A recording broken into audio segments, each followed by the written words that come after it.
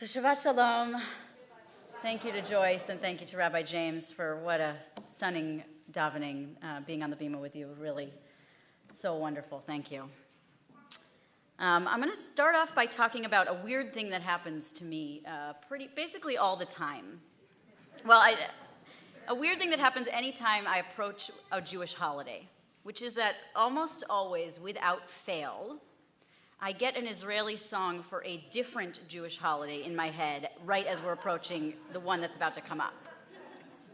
So if we're approaching Rosh Hashanah, I'll be singing Tu B'Shvat Higia Chag Ha'ilana, or if it's Hanukkah, then I might be singing Chag Purim,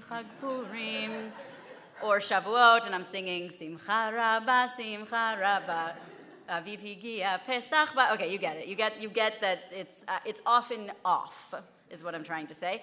And also, similarly, and not quite the exact same, but I find that music often gets embedded in my brain, and particularly Israeli music, or particularly liturgy. And it's for reasons that I can't always discern right away. But I find that very often my heart knows sooner than my head what words my mouth needs to say.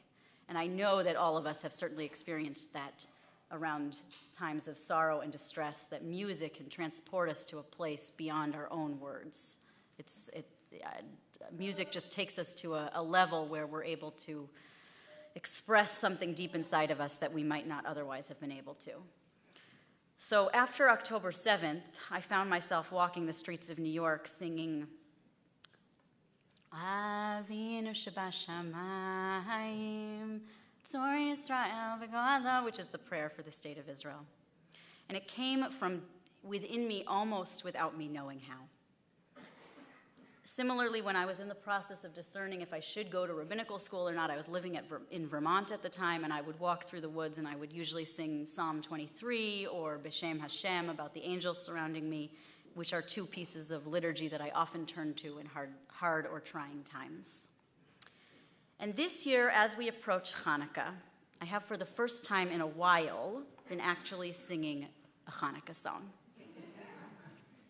And I'm looking for members of the chorus to say, it is actually approaching.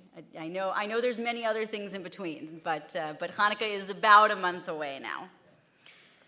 And this past week, the song that's been in my head has been the classic Israeli Hanukkah song, Banu Choshech Lingaresh Beyadeinu Or Va'esh, which is quintessential Israeli Hanukkah song that you often hear if you're in Israel during that time, and it also became a unifying song over the summer when Israelis were protesting and marching for democracy and against the right-wing extremist government of Netanyahu. This week, when I was hearing of new violence that was blooming in the West Bank and more reports of deeply frightening anti-Semitism, and in having conversations with friends and loved ones about feeling so alone in being Jewish right now, this song has been the one that has entered my mind. With perhaps some amount of pun intended, it's been a glowing ember in my gut. A song about light in the darkness, a song about hope in a landscape that feels quite hopeless. Sometimes as a rabbi, you find yourself gobsmacked with how true to life Torah can feel. Following October 7th, the two parshiot that we read were first Breshit and then Noach, the parshiot of both creating the world and then destroying the world.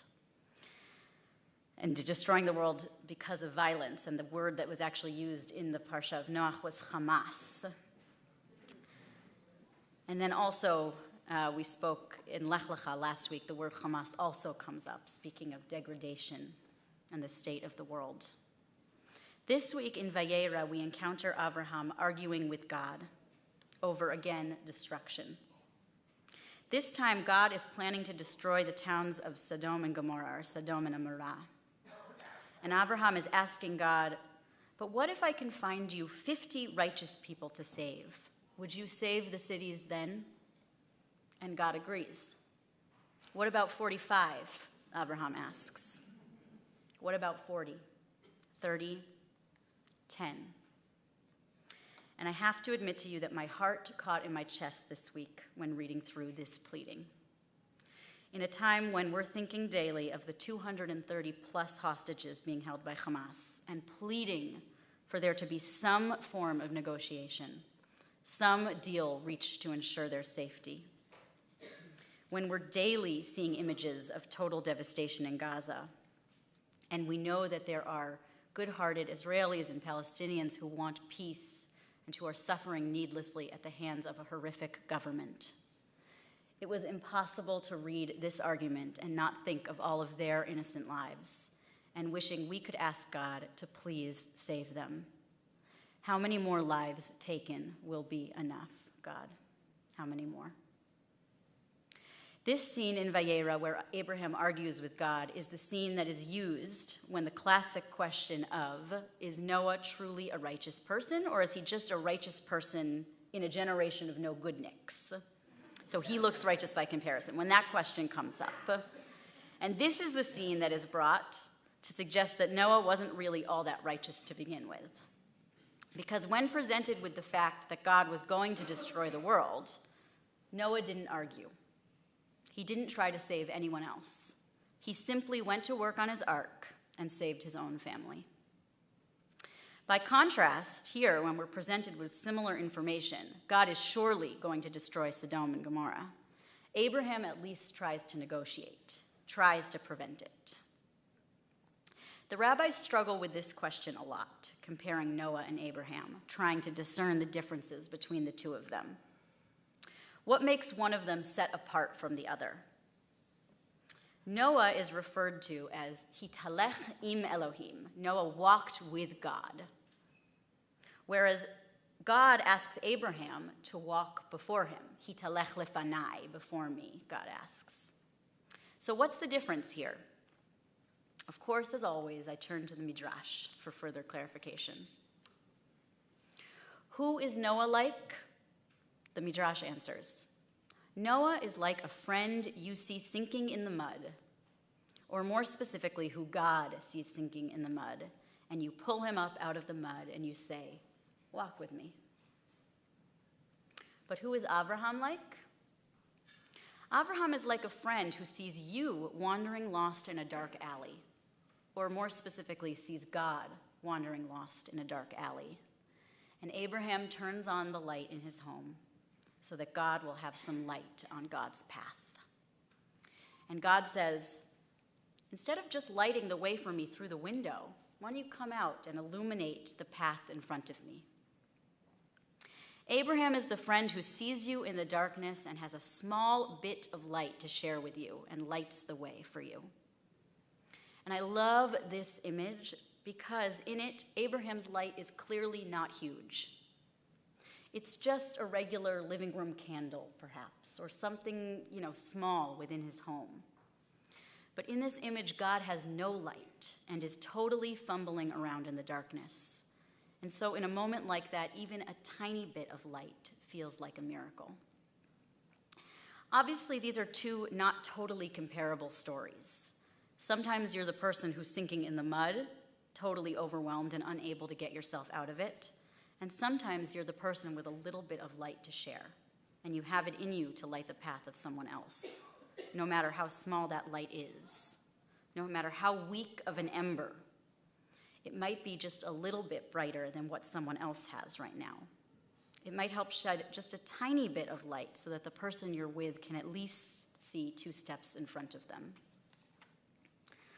So I'd like to return to the words of the song that I've had with me this whole week. Banu choshech legaresh, we've come together to turn back the darkness. Beyadenu or va'esh, in our hands are light and fire. Kol echad hu or katan, every one of us is a small little light. V'kulanu or etan, but together we are a mighty light. Surah choshech halashchor, surah mipnei ha'or.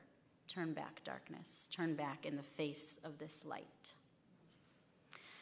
All of us has the capacity to be that one small light, that one small bit of hope, hoping and praying for a peaceful future together, with Palestinians, with innocent lives saved. And however tiny our spark of hope is in this moment, we learn from Abraham that we must try and share it. We must try and be the small light in a hopeless feeling world. And it is feeling really dark out there, I know.